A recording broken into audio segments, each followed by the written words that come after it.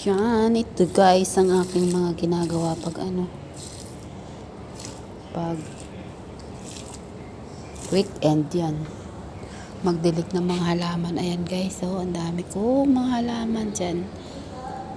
Naka wall plant pa.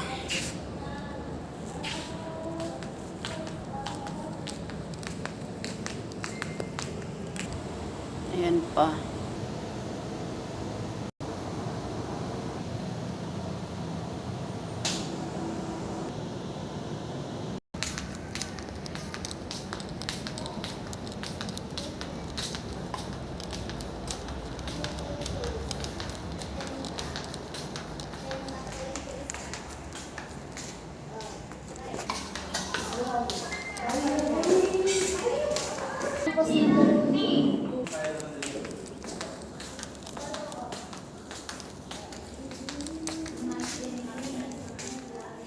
Yan, ito yung aming training room.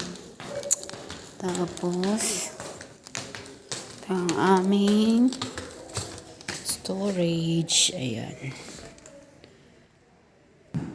Guys, yung mga ano na yan, may kortina na yan, may salamin yan sa likod.